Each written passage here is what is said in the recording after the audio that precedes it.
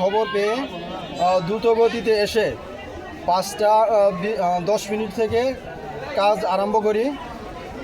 কাজ আরম্ভ করে আমরা প্রথমে 5:43 দুইটা মৃতদেহ উদ্ধার করতে সক্ষম হই।